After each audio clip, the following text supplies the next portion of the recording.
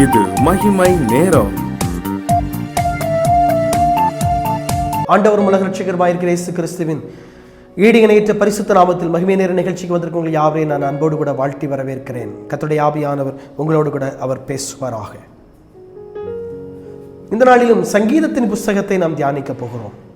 சங்கீதம் என்றால் எபிரேய பதத்திலே துதி என்று சொல்லி பொருள். சங்கீதம் என்று சொன்னால் எபிரேய பதத்திலே துதி என்று சொல்லி பொருள். இங்கே வேதத்தை நாம் பார்த்தோம் என்று சொன்னால் இதனுடைய சங்கீதத்தை எழுதின ஆசிரியர் தாவீது. அரசனாயிருக்கிற தாவீது தான் இந்த சங்கீதத்தை எழுதியிருக்கிறார். இதில் மற்றும் 150 வசனங்கள் இருக்கிறது.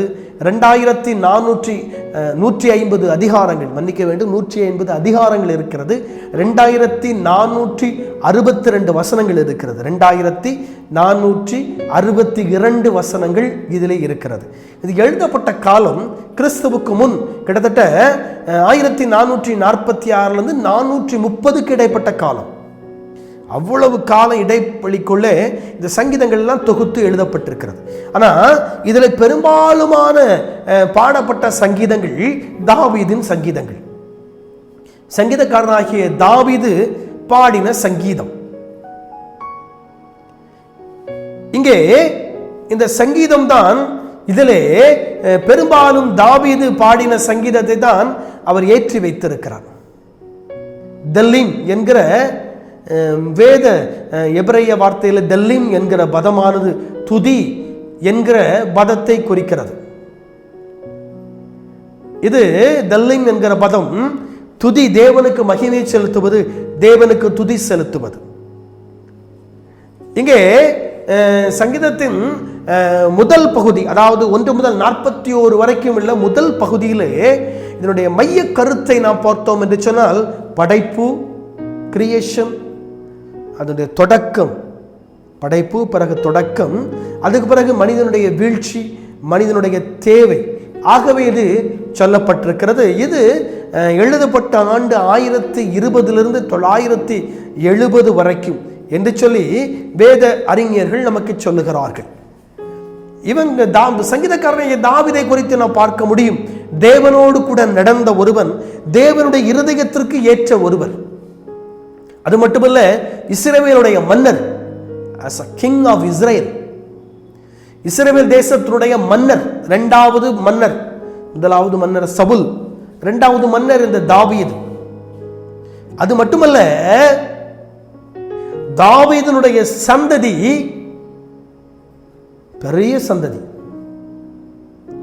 அவர் சொல்றார், சிங்காசனத்தில் உன்னுடைய குமாரனை நான் வைப்பேன், உன்னுடைய சிங்காசனத்தில் உன்னுடைய குமாரனை நான் வைப்பேன். சிங்காசனம் உன்னுடைய பின் சந்ததி, உன் குமாரனுக்காக, சாலமோன் அதற்கு பின்ன ஒருவருக்காக சிங்காசனம் உறுதிப்படுத்தப்பட்டிருக்கும். அந்த சிங்காசனம், இஸ்ரவேலுடைய சிங்காசனம் உறுதிப்படுத்தப்பட்டிருந்தது. இஸ்ரவேலுடைய ராஜா, கிங், மன்னராக அமர்ந்த தாவீதுக்கு பிறகு படிப்படியாக எல்லாரும் அந்த சிங்காசனத்தில் அமர்ந்தார்கள். யூதருடைய ராஜா என்று சொல்லி அழைக்கப்படக்கூடியவரும், மனிதனை உண்டாக்கினவரும், மனிதனுக்காக இந்த உலகத்தில் வந்த நம்முடைய ஆண்டவராய் இருக்கிற இயேசு கிறிஸ்துவும் தாவீதினுடைய சந்ததியில் பிறந்தவர். மத்தேயு சுவிசேஷம் 1 அதிகாரம் 1 வசனத்துக்கு அவர் சொன்னார், ஆபிரகாமின் குமாரனும் தாவீதின் குமாரனுமாயிருக்கிற இயேசு கிறிஸ்துவினுடைய வம்ச வரலாறு. தாவீதினுடைய வம்சத்தில் பிறந்தவர் இயேசு. இயேசு கிறிஸ்துவே இந்த பூமிக்கு வந்த பொழுது அவர் தாவீதினுடைய சிங்காசனத்தை சொன்ன, ஆதியிலே சொன்ன அந்த வாக்கு தத்தம், உன்னுடைய சிங்காசனம் உறுதிப்படுத்தப்பட்டிருக்கும், உனக்கு பிறகு உன் பிள்ளைங்க அந்த சிம்மாசனத்தில் உட்காருவாங்க. யூதருடைய ராஜாவாய் பிறந்திருக்கிறவர் இங்கே, அவருடைய நட்சத்திரத்தை கண்டவர் பணிந்து கொள்ள வந்தோம் என்று சொல்லி யூதருடைய ராஜாவாய் பிறந்த இயேசுவினுடைய சிங்காசனமும் தாவீதினுடைய சந்ததிகளை வந்த ஒரு சிங்காசனம். இந்த தாவீதையும் புதிய ஏற்பாட்டின் காலத்திலே கர்த்தர் கனப்படுத்தினார், இயேசு கிறிஸ்து கனப்படுத்தினார். ஏன்னா தாவீதினுடைய இருதயத்திற்கு ஏற்றவன், இருதயத்திற்கு ஏற்றவன். நீங்க கேட்கலாம், தாவீது ஆண்டவருடைய இருதயத்துக்கு ஏற்றவன் சரிதான், ஆனால் பச்சை பாலிடத்தில் இவன் பாவம் செய்தானே. ராஜாக்கள் யுத்தத்திற்கு செல்லக்கூடிய காலத்திலே அவன் யுத்தத்திற்கு செல்லாமல் அரண்மனையின் உப்பரிகையிலே உலாத்தினாரே, பச்சைபாலிடத்திலே பாவம் செய்தாரே. பிறகு எப்படி தேவனுக்கு அவருடைய இருதயத்திற்கு ஏற்றவனாய் அவர் மாற முடியும்? அதே தாவீதுதான் தான் செய்த தவறை ஒப்புக்கொண்டு அறிக்கையிட்டு கர்த்தரிடத்திலே மன்னிப்பை பெற்றுக் கொள்கிறார். ஆண்டவரிடத்திலே மன்னிப்பை பெற்றுக் கொள்கிறார். கர்த்தர் அவருக்கு மன்னிக்கிறார், மன்னிப்பை பெற்றுக் கொண்டு விடுகிறார். மன்னிப்பை பெற்றதுனால மீண்டும் தேவனுடைய இருதயத்திற்கு ஏற்றவனாய் காணப்படுகிறார். தவறு செய்த தாவீதை ஆண்டவர் அப்படியே தவறு செய்த அழிக்கல. இரக்கம் உள்ளவர், மன்னிக்க தயவு பெருத்தவர். அவன் கேட்ட உடனே மன்னித்து மீண்டும் தன்னுடைய இருதயத்திற்கு ஏற்றவனாகவே அவர் வைத்திருக்கிறார். இந்த தாவீது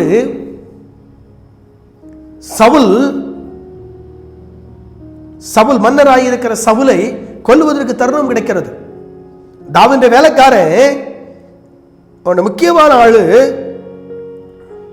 பார்த்து சொல்றான், சவுல் இருக்கிறாரு, ஒரே குத்தா ஈட்டியை வச்சு குத்தி கொண்டு போட்டு சத்துருவை கர்த்தரும் கையில் ஒப்பு கொடுத்தார், கொன்றுவோம் சொல்றான். இல்ல, கர்த்தரால் அபிஷேகம் பண்ணப்பட்டவர், கர்த்தரால் அபிஷேகம் பண்ணப்பட்டவர், என் ஆண்டவரால் அபிஷேகம் பண்ணப்பட்டவர், கர்த்தரால் அபிஷேகம் பண்ணப்பட்டவரானபடியினால் அவர் மேல் என் கையை நான் போட மாட்டேன், போடாத விட்டு.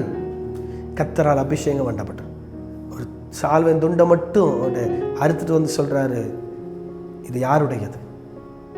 மன்னரை பாதுகாக்காம விட்டுட்டியப்பா, நீ மன்னரை நீ பாதுகாக்காம விட்டுட்டியே. அவனை கொல்லுவதற்கு தருணம் கிடைத்தது, ஒரே குத்தா குத்தி கொண்டு போட்டுறேன், தருணம் கிடைத்தது. ஆனா தாவீது அதை செய்யவில்லை. ஏன்னா கர்த்தரால் அபிஷேகம் பண்ணப்பட்டார். He is anointed from Lord. கர்த்தரால் அபிஷேகம் பண்ணப்பட்டவர். அவர் ஒன்றும் செய்யக்கூடாது, ஒன்றும் செய்யக்கூடாது. இதுதாங்க கர்த்தருடைய இருதயத்திற்கு அவனை ஏற்றவனாக கண்டது.